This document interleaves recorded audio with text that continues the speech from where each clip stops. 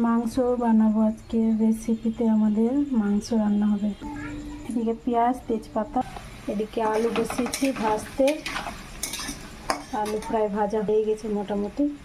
এবার এই মাংসতে লেবু গেড়ে দিয়ে দেবো, ভালো করে মাখিয়ে নেব।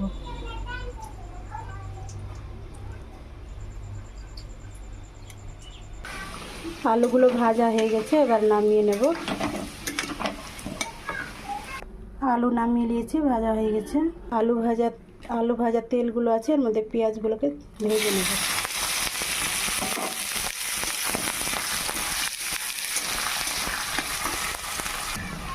পেঁয়াজগুলো ভাজা হয়ে গেছে, এবার দিয়ে দিব বাটা মশলা, আদা, লঙ্কা, জিরে, সর্ষে,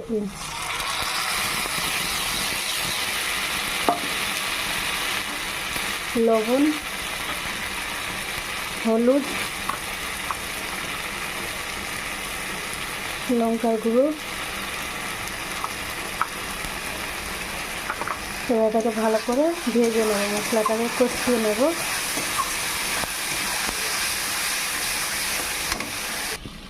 মশলাগুলো ভাজা হয়ে গেছে, এবারে দিয়ে দেবো মাংসগুলো। ধুয়ে কেটে লেবু দিয়ে মেখে রেখেছিলাম।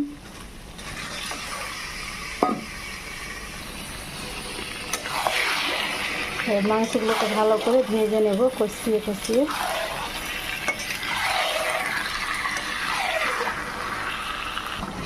মাংসগুলো প্রায় ভাজা হয়ে গেছে, এবারে দিয়ে দিয়ে ভেজে রাখা আলুগুলো।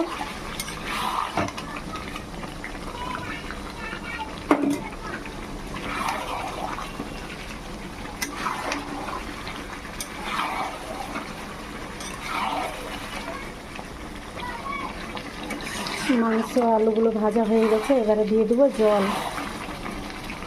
ভাজতে ভাজতে সিদ্ধ হয়ে গেছে, হালকা জল দিব। রসা রসা করে কষা কষা করে নামিয়ে নেব।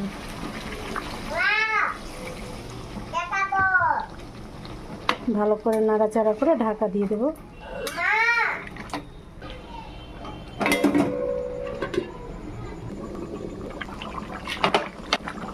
হয়ে গেছে মাংস রসা রসা সবজি। এবারে গরম মশলা দিয়ে নামিয়ে নেব।